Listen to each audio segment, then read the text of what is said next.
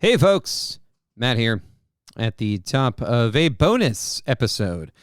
We released this episode to the Discord thread a while back, but felt like, given some of the stuff we talked about in our last episode about Jody's bad experience at a con, and also just some of the conversations that have happened in the Shadow Dark Discord and around the sort of RPG internet, that it might be interesting to release this. Also, since we are releasing episodes sporadically this summer, figured, hey, if we've got something that we think is of value that folks might be interested in hearing, let's put it out. So without further ado, here is a bonus episode without all the sort of bells and whistles of our normal program, where we talk about our GM styles.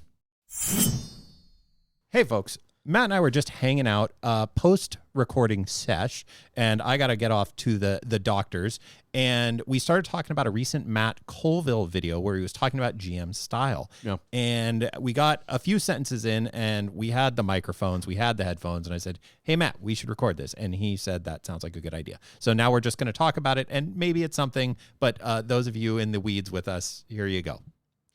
Yeah, so, okay.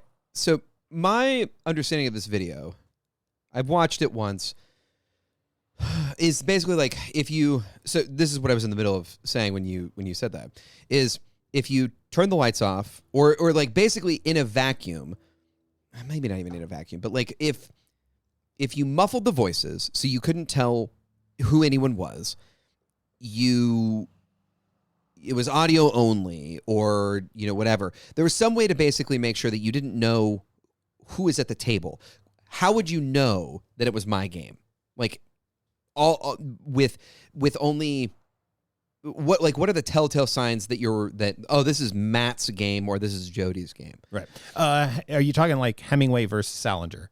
If I you hand me the writing, yeah, I give you some prose, right? How can you tell? I don't know any other way. I don't know if we've said this on mics, but for me, the way if I distill everything down, my game in one word is enthusiasm. That's how I define my GMing style, is enthusiastic. But I don't know what that looks like as far as fingerprints.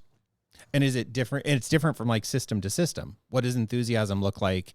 Yeah, at a Cthulhu game versus Deadlands Wild West game versus a. What do you think yours is? So interestingly enough, you've told this to me before. I have, but I've wrestled with it. I have, just before we turned on mics, I was telling you that it's super hard for me to be self-analytical about my own GMing and my game. Yeah.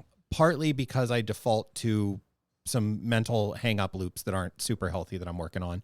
And then the other part is just, I don't know. I just have, I genuinely feel like my default is so ingrained at like I was 10 years old that it's hard, just like when you're unpacking your childhood, it's hard to get back to that point of like, why am I this way? I don't know that I want to go down and open up those doors. But push come to shove, I think the word I've settled on is challenge. Is as a GM, I am a challenging GM. And that's a tough word. It's I would much rather my word was enthusiasm. That is way more fun to say than like, yeah. And but what I mean by challenge is if you're playing at my table, almost regardless of system, I'm going to put hurdles in front of you. You were critical of me a while back, and I think this is fair, of where was our win? And if I lose track of it, that's the danger of being a challenge GM. It's one challenge after another. And it's like, hey, you got to win once in a while. You got to feel like it was an easy. You got to punt some goblins once in a while. Yeah. And you need that. And I'm worried that like, actually I just did that in this weekend session. That's one of the factors of like this very weird, super fun, like on paper, great session. And then I walked away from it. It's like, man, that felt off. And I am not sure Was why. there a W kind of a question? They finished a huge quest, but like, was it so hard to get to the end that they were just like, God, thank God that's over. Which is like the experience I want the characters to have, not the players. Yeah, that is hard, man. Yeah. Well, I didn't say I picked something good. And this notion of style is, I was telling you that there's been a couple response videos. Can I just, okay. I just had a thing that I want to run by you.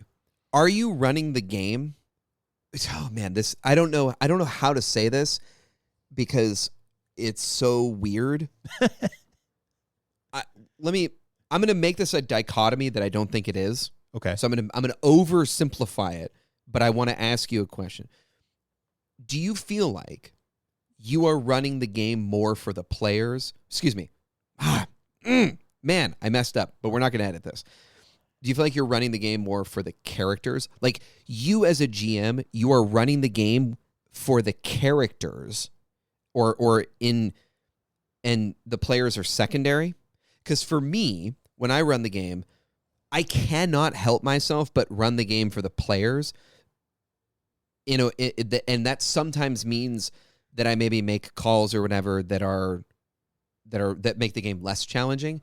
Do you feel like you're running the game and that challenge GM is like you're thinking about how to challenge the characters, you're thinking about what this would be like for the characters and like what their circumstances are like and what would be realistic and interesting and hard and gritty, etc., in the context of the characters, and then when you take a step back you realize that there were players at the table? Yeah. Yes, I wouldn't say it's the characters, it's the world. Right. And one of the response videos gets into this of like basically there's a couple like schools of thought that are generated from this video that are relevant to that question. Sure. And one is like, I like the way one of the response videos framed it of you're going to have to run in 30 minutes what's predictably true about the session you're going to run on short notice. Yeah. And I like that framing of like, because your default to the mean is a phrase you used recently on one of our shows. And yeah, sort of regression to the mean of the game. And that you as a GM have that. And that's a style thing. Yes. And then the other framework that's come up is this notion of like sliders, that there's a handful of sliders and on one side is one thing and on the other side is another. And somewhere in the middle, you're probably somewhere in the middle, but like, combat versus role play is kind of a false paradigm, but that sort of thing. Yeah. Like, yeah. I mean, everyone immediately bristles at the. Yeah. And I mean, but it's useful because I go almost whatever you put of like combat versus, I'm like, yeah, I like combat. I want combat in my game. Fighting's not a fail state in my game. Yeah. World building is one of those, and like staying true to the world comes before the characters. Or I just did the same thing you did. Staying true to the world and that the world is providing the experience that I want it to for the characters. And this is where like I'm playing to the character is more so than playing to the player. That's so interesting. That becomes now, how much does it come ahead? How much is it ahead? Yeah. Well, that's when on a good day, it's perfectly balanced. On a bad day, my players walk away feeling exhausted, but whenever they give me like, hey, is there anything you like about my game? Over and over and over, it's the like, the world feels real. The world feels real, and damn, like we really earn it. Every time I level up, every time I get something, I'm like, yeah, I did that. I earned that. And I'm like, okay, so you're telling me that's the thing you like, but at the same time, like I know I have to be really careful with it. And it's frankly from doing the freaking show that like I'm able to codify that at all now. And I'm lying. It's from talking to you that well, because we turned into a show. Well, so that's it's just this weird. So let me ask you this. I want critique here. I don't know. This isn't going out as a real show to just go to the Discord, but like sometimes I feel like on the show there is a dynamic, and you've expressed this to me, that like that because of the way that you run games, it can oftentimes feel like that grittiness leads to more conversations about like something that went wrong in your game. And then because of the way that I run, we talk about like, Matt had a great session today. Everybody cheered and was excited. Everybody cheered and yeah. And I don't know, that dynamic makes me sad if it's true. I don't personally think that's the way that the show gets read by listeners. But I want you to be critical of this Deadlands game, because I think that there were moments. I don't think it was successful on all fronts. And the reason I want you to be critical of it is not to get away from, or not to like like solve or otherwise sort of balance out the show. But I think what is interesting is, where do you think my GM style was apparent in this Deadlands campaign? We played 6 sessions. Where do you think it was apparent, and where do you think it maybe let me down? Ooh. Because I have some examples that I want to run by you that I think are hallmarks of me that I think were bad choices. So I'm going to give you a general answer, and then we'll go through those, because I think that's actually more valuable. Okay. Where your enthusiasm thing lets you down, or like for any GM that's their approach. Yep.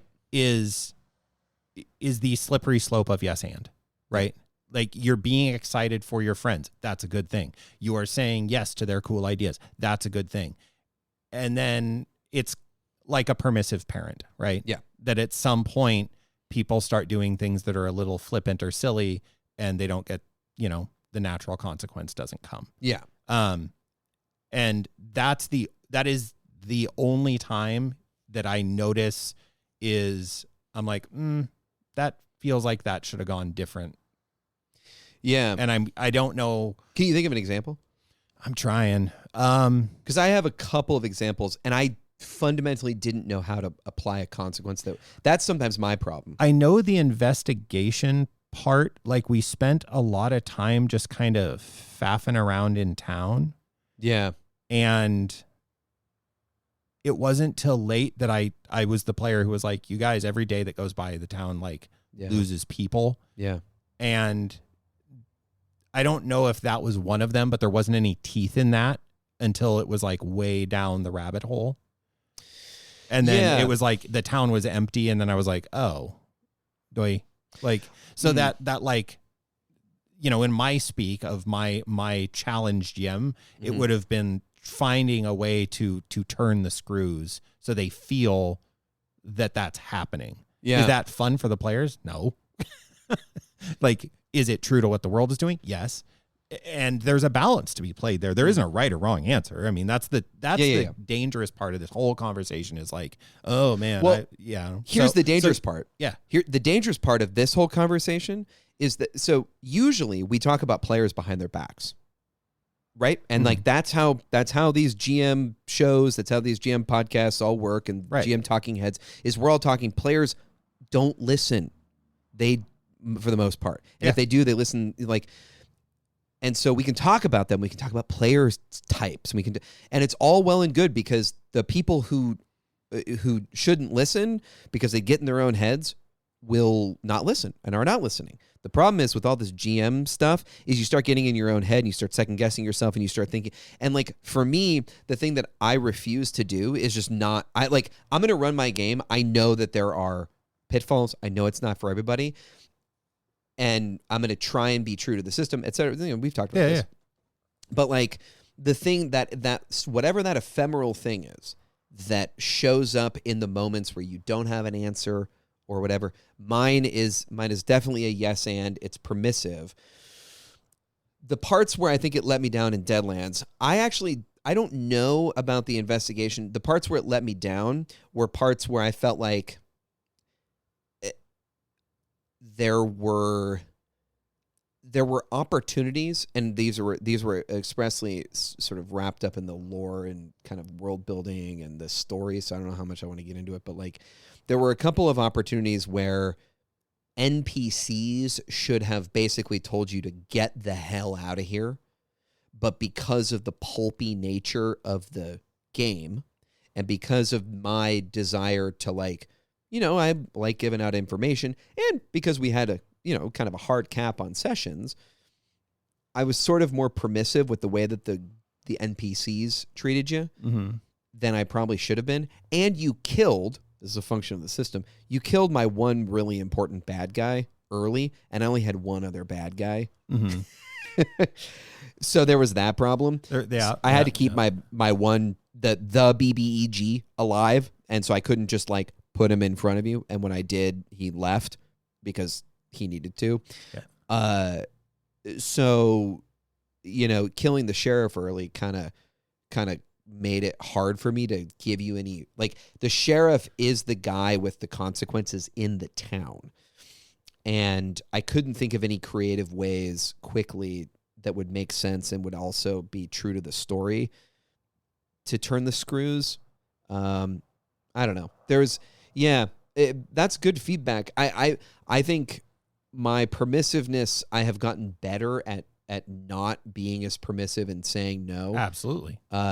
And I think by function of this show and by function of running games publicly and being comfortable saying no to people who I don't know very well has actually strangely made it easier for me to say no to people I do know well. But anyways, one of my favorite lines you've used that was like, I think a turn was, I know a bad deal when I see it. Yes, that was I think last summer you were saying that. Yeah, I know a fair amount. Yeah, and I need to get back to that. Yeah, I know a bad deal when I see one. Now I do, and and similarly, I have a hard time when I'm session planning. That's the tricky bit. Is like I'm gonna eat on mic. Oh, hell yeah. I'm just kidding. I am, but I'm not going to do it ASMR style. A little sad. That was a good crunchy snack. When I'm planning, I have a hard time looking for how will they feel like they won? How will my players feel really excited and good about this? And that's maybe a thing that's the next step. But I do look for moments in the session I just ran, I told you about the 2 turns in a row, the baddie rolled a 20 on an opposed roll, and then the player rolled a 22. So of course, I don't care what the modifiers are, they win.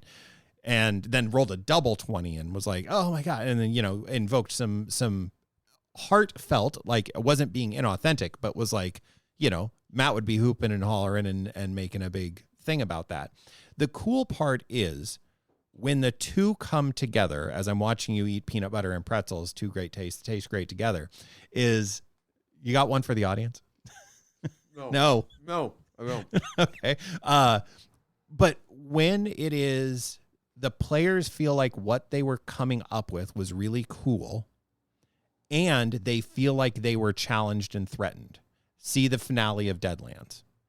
In the finale of Deadlands, my wife had spent, I don't know how long, because she joined us for that game, which was super fun. Mm-hmm. And 2 sessions ago, she engraved a bunch of bullets to do this thing. And she's been doing this whole thing with cards and this whole deal. And she got the cool kill shot on the BBEG. Yeah. And that fight was gnarly. And you almost killed my character again. In a game where you're not really supposed to kill the character. Right. And I had gone to extreme lengths to keep myself out of harm's way.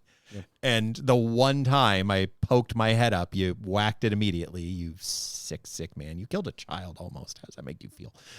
Anyway, I digress. We got to the end, though, and Aaliyah got to do her cool supercharged bullets to put the kill shot on the horrible monster bad guy. And then she used your cool blood of the lamb thing you'd been using. Yeah. And she used that as her, how do you want to do this moment.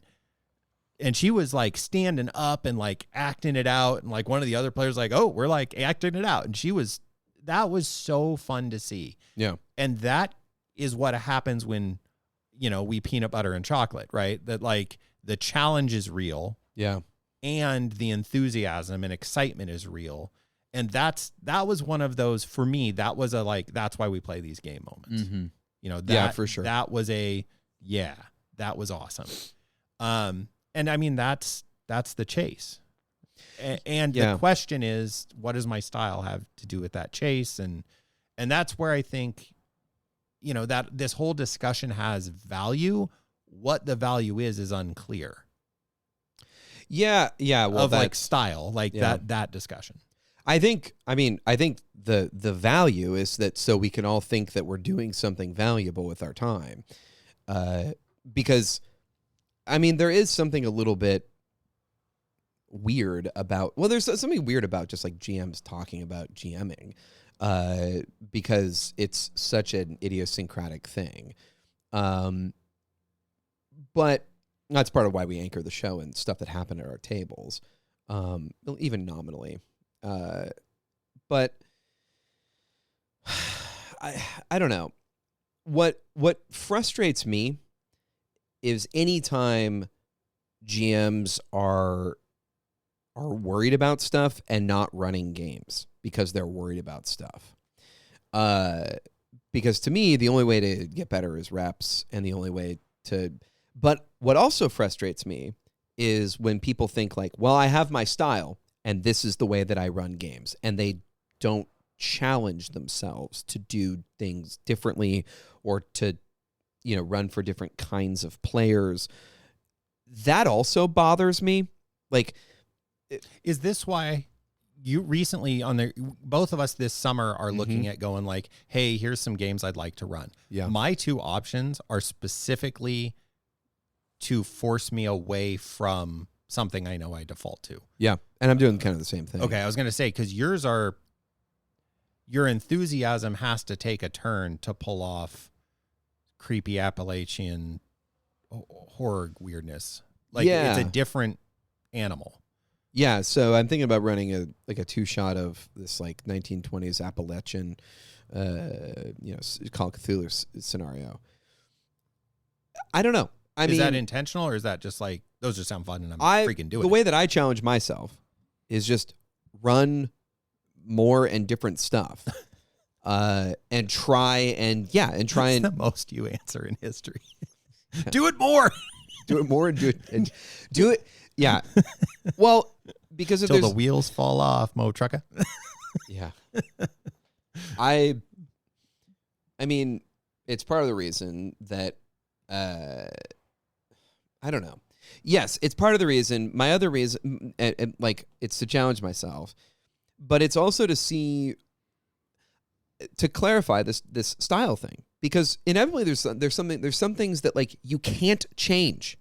And you shouldn't want to change because they are what make you a unique game master. And trying to change them, I give people a hard time who like, hyper realism in their combat and like, or like, this is a brandish pole, and this is a whatever, a bardish. Close enough. I thought I said it wrong, and then I was like, maybe I actually said it correctly, and then I realized I don't care. That's the correct answer. This is a halberd, and it works like this. But, so what? Those, I mock those folks a little bit, but we all have, we've talked about this many times. We all have our things that we care about, but like, if it's impossible for a GM not to care about how pole arms work because they're steeped in medieval weapons history, then lean into that. It's like the reason that I study history, man. Like I teach and study politics. It is impossible for me not to have that influence my game, and I'm not going to not let it. Like, there will be real politics, and, like in our recent Deadlands game, like, I fully rewrote an NPC that was a Native American NPC because I was like, this guy is written by a white person who apparently has read no history books. Or was written 20-some years ago.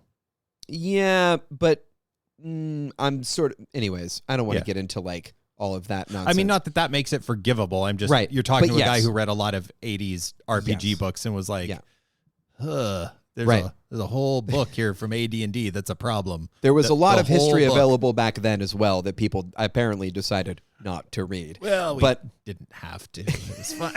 Anyways, simpler time. But without getting down that kind of rabbit hole, so those are things that I take away, and I'm like, if I were to try and remove the politics and the historical perspective and all of those things that influence I'd be worse because I don't know what I would replace it with. And I think people expect me to be me. Like, and if the people who I play with know that I teach those classes, they know that I care about those things. They know that if you bring up fishing or birds or wood or, like that, I'm going to have thoughts. Gnomes with silly voices. If we bring up gnomes with silly voices. Yeah. And like, if I didn't, this is the other thing, Jody. Let me ask you this. There are some things that are not essential that are, like, if I didn't do, let me just frame it this way. If I didn't do silly voices for my NPCs, I think people would be a little weirded out at our tables. Maybe not at tables who haven't played with me for a long time. But even at those tables, I'm starting to realize that like doing the funny voice, even a little bit, makes the game better because I am more authentically me. Do you have any of those things that you have tried to remove and have removed and felt like you actually can't remove them because you're like, oh, that's not me? A little bit.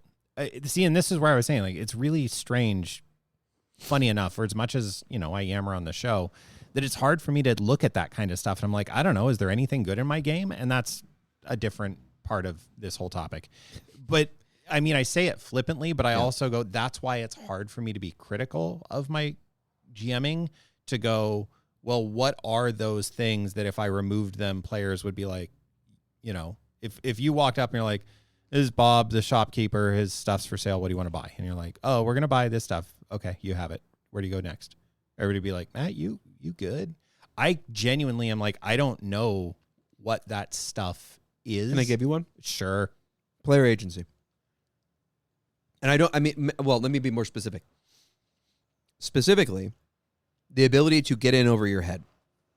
Oh, in my game? Yes. In fact, it's the one thing that made our 5e games not work for you, I think, in many ways, is that you run a game where players can get in over their heads. Yeah. And I think you were trying to find ways to do that in 5th edition. Or at least that seemed like it was running in the background. And I don't know. And that's tied to the challenge thing, because it's always like there has to be a bigger dragon to slay. And if you want to go tangle with it, go ahead. More power to you. Maybe it'll work out. Yeah. It's not looking great. But, but it's there. Maybe, and I certainly, that resonates with me just on the level of, my ultimate frustration in 5e was that the only way to create challenge for players, it had to be not fun. Like, I had to put my thumb on the scale so hard to make anything feel meaningfully challenging that it just became unsatisfying. So yeah, I'll buy that one for $1. This summer I was mentioning, and this is my yes and to like what's something, I don't know if it's a can't take away, maybe related to pacing, or agency, is I'm specifically looking at games where I will need to pace them differently. Like the way we work through scenes. A few episodes ago, I talked about like being a documentarian style of very, if not very procedural, very like, I'm not going to move the camera forward unless the players do.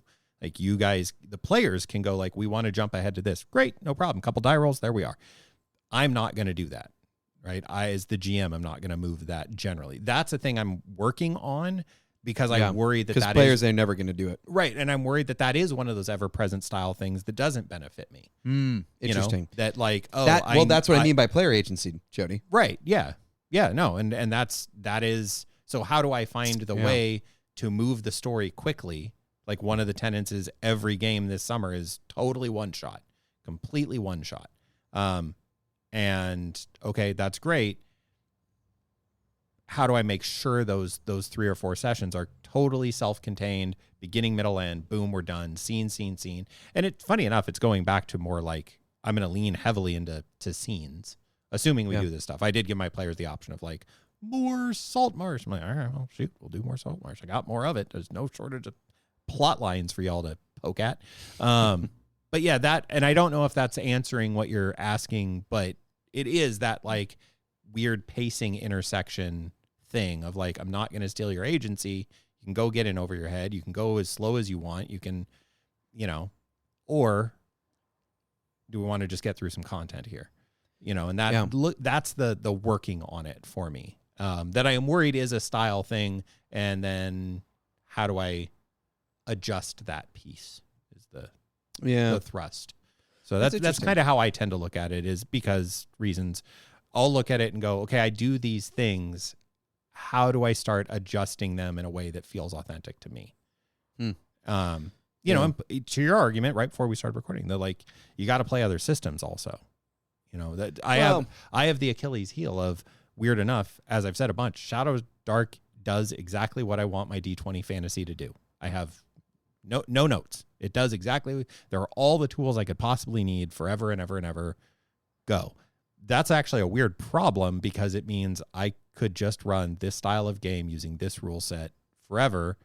And then the ways in which I can get better are going to be limited. Yeah. I mean, I wonder if if like the way that we challenge you and I challenge players are different. Like, I don't know how to get into this, but like, yeah, I because I know like playing. One of the reasons we've disagreed on die rolls and combat and stuff like that in the past, I think, is tied to this because, to me, like, avoiding combat is one way that I can reward players with a win. But like, I don't know if maybe I'm too anyways, I'm just thinking about if types of challenges, you know, like there's probably, like I use way fewer traps than I probably quote unquote should.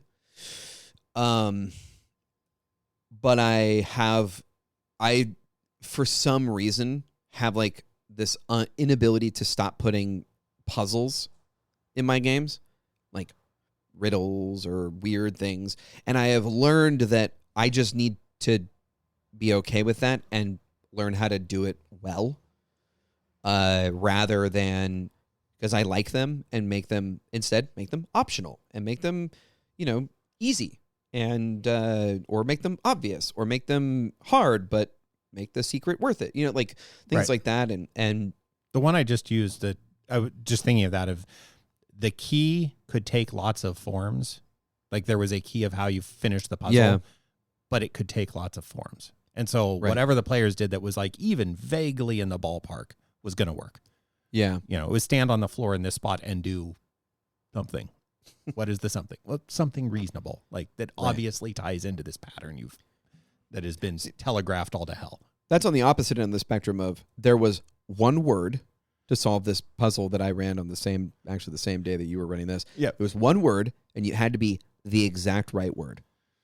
Yeah, I mean, that was the door thing, that was funny because the door thing, the door thing being when we were in Dolmenwood in the castle and there was the door and you had to act out the scene in the dead. Yeah. I feel like we got that right and you still said no. And then when we got the real answer, I saw the difference and was like, that felt like and I say this with love, great campaign, blah, blah, blah, blah, blah, I was like, that felt like me. Yeah. Like when you did that, I was like, that felt like, it didn't feel good. Garbage I would do. Well, yeah, because it doesn't feel good. It did. It's terrible being me. Have we covered? No. Well, it didn't feel good but it was me being like, no, there is one way to solve this. And so when we got to the reward on the other side, I was like, oh, I see why Matt was being, persnickety. Yes. Particular about that particular. Okay. That fair enough. You know, and like you said, that's a degree thing, right? Like future you will use a puzzle like that. You'll have a different shift or telegraph or you know, a way that it could be just as gnarly and you feel good about it. Yeah. And I mean, you know, obviously there's the sort of intellectual way to think about it, which is like, you want the reward to be commensurate with the difficulty of the challenge. It was.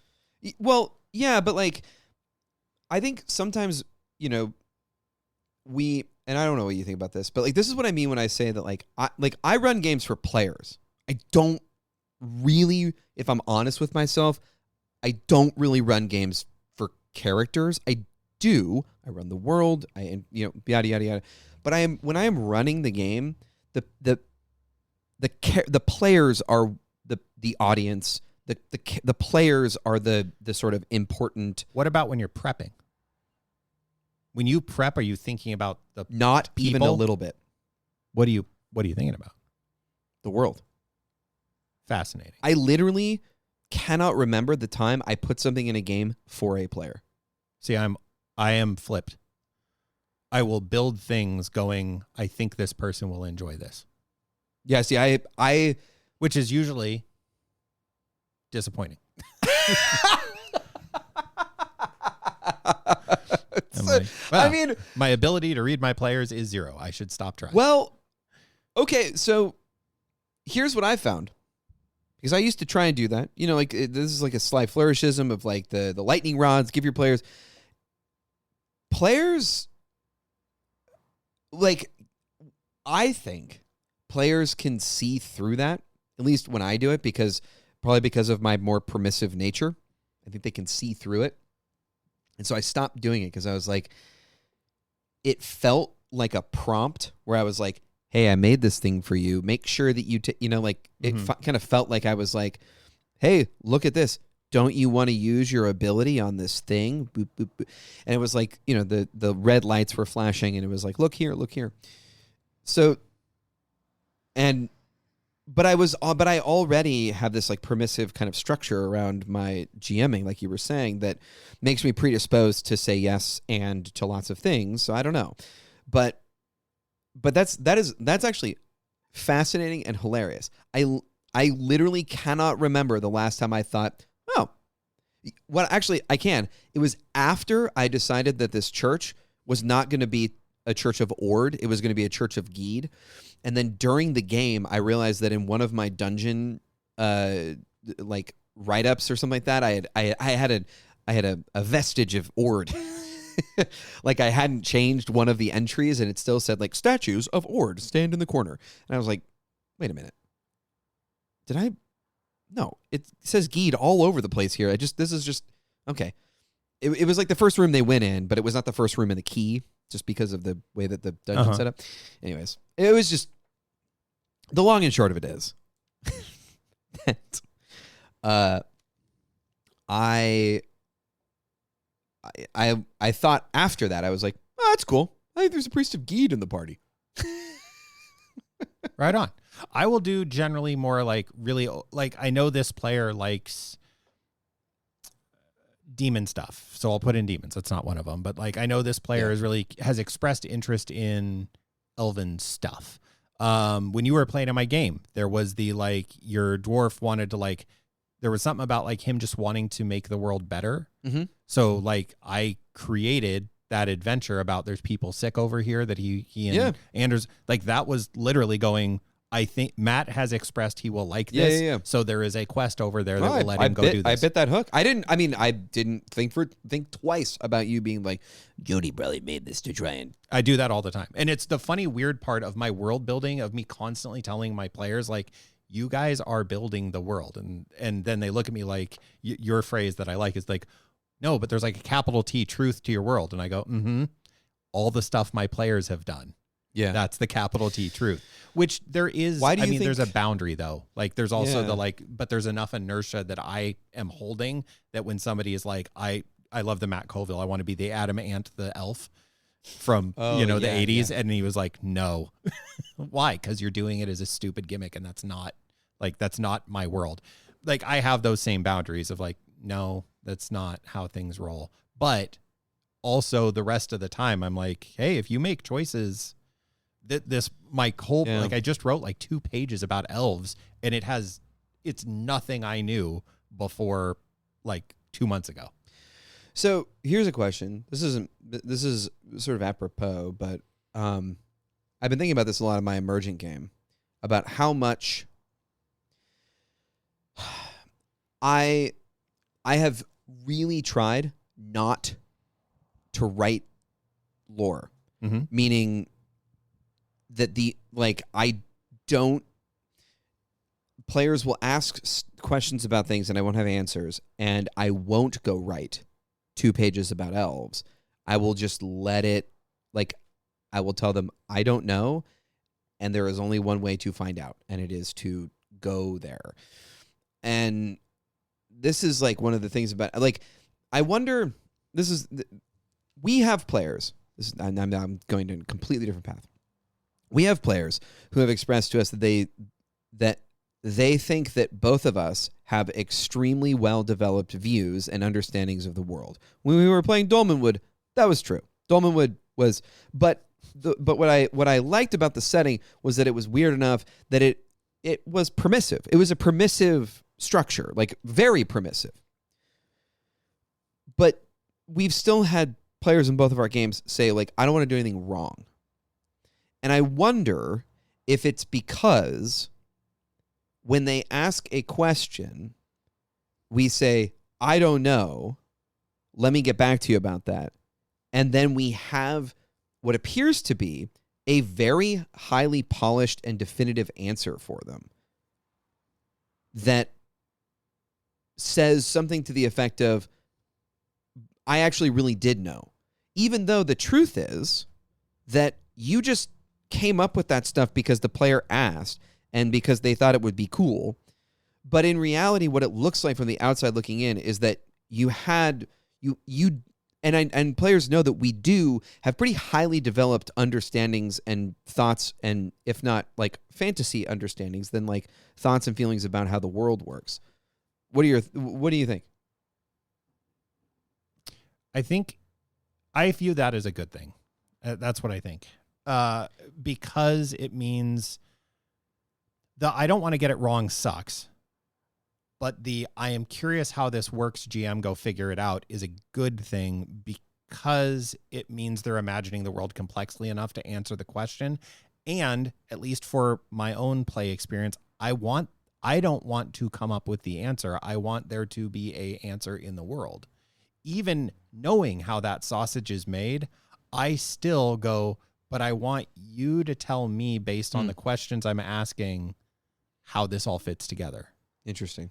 I want the cosmos to be. It's so funny to me that I must be weird because I don't. We both are. We sit around playing make-believe with our friends and rolling dice, and we're in our. I just don't. Air quotes. I don't know what it is. It's maybe it's like an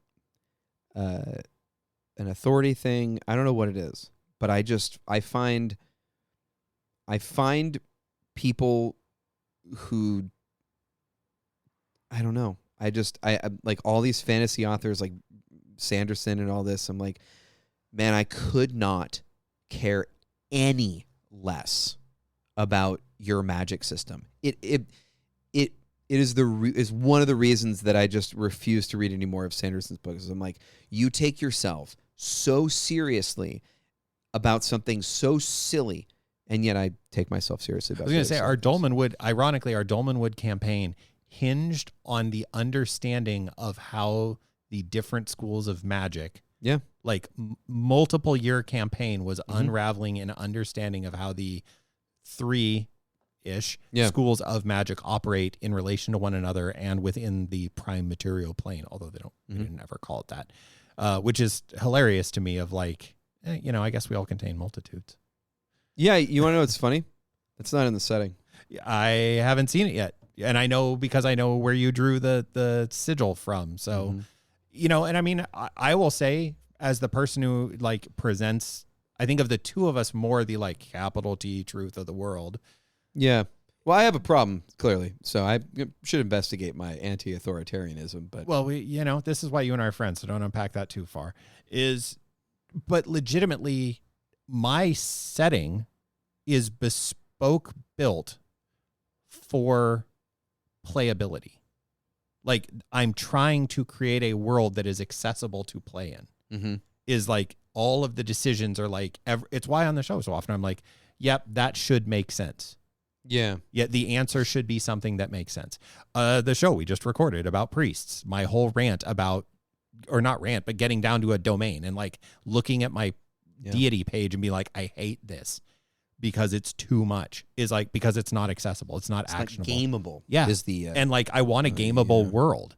And the payoff of a gameable world is that people play in it. But then they also got to be excited enough. So I should probably stop hitting with spike clubs. But that's the game that I want to exist in my world. Yeah. So like it's all fairy dust, to quote Matthew McConaughey. And on that, I got to go to the doctor. So listeners, in this very gentle transition to an outro, I don't know if this thing's going out, but if it is, that was Matt and I actually just sitting around talking with a 10% zhuzh because the microphones and headset were on. So, you know, if you got anything there, you know where to find us. Yeah, I hope those pretzels didn't like come through too much. No, I'm not going to edit this. I'm really not going to. I didn't. I was sad. I was out of Kirkland. I was going to slurp on my Kirkland water just for filling the gap. All right. Hit the thing. All right. You want to swing them out? Can we swing them out? Yeah, we'll swing them.